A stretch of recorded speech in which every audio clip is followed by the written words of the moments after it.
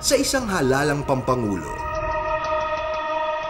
ang tunay na halaga ng isang kandidato ay di nasusukat sa halaga ng perang nalikom o kaya sa pangunguna sa mga survey. Hindi rin ito naisusukat sa dami ng artistang nag-endorso at lalong hindi ito nasusukat sa dami ng atensyon na binibigay ng media. Ang tunay na kahalagahan ng isang kandidato ay nakasalalay sa suporta ng sambayanan. Mula sa mga kusang loob na naglilingkod sa kampanya sa lahat ng sulok ng Pilipinas,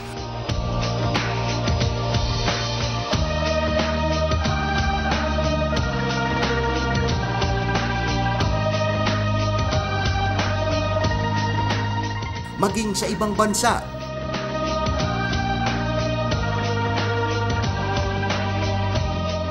mayaman man o mahirap, bata man o matanda, anumang pananampalatayang pinagmulan, mga tagapagtaguyod na gamit ang sarili nilang kakayahan, malaki man o maliit.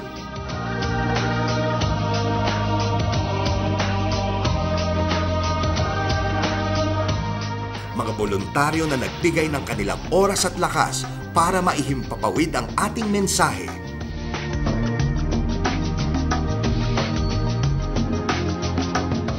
Mag-anak, magkakaopisina, magka-Facebook,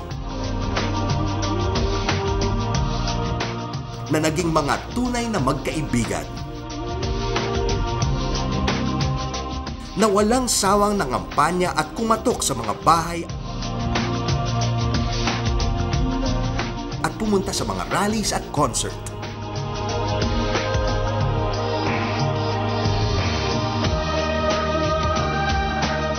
Suyurin lahat ng palengke sa buong bansa at malugod na kausapin ang mga tindero-tindera.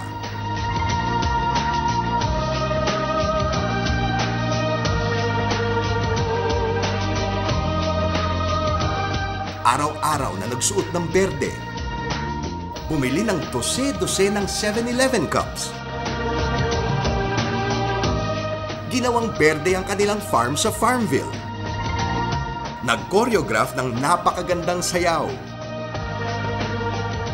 Di nang hinayang sa gas at traffic para lang makagawa ng napakahabang motorcade. At nagbuo pa ng human chain na kilo-kilometro ang haba. Ngunit higit sa lahat ay magkaisa sa iisang layunin. At yan ay ang mahalal, ang pinakamagaling at pinakanararapat na kandidato. Mga totoong nanalig at di naghintay o naghanap ng kapalit.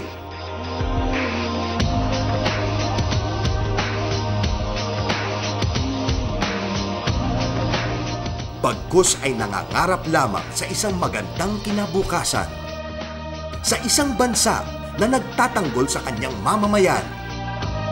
Isang pamahalaan na naglilingkod sa sambayanan ng tama at tapat. Dekalidad na edukasyon para sa lahat. Pangkalahatan at murang pagpagamot. Pantay na pamamalakad sa kalakalan. Isang lipunan na kung saan lahat, mayaman o mahirap, malakas o mahina, ay may pantay na oportunidad. Isang bansa na tunay na may pagmamalaki natin. At pagkatapos ng lahat ng nagawa at nasabi, taas noon nating masasabi na tayo ay nagkasama sa isang kampanya na positibo, tapat, at dangal.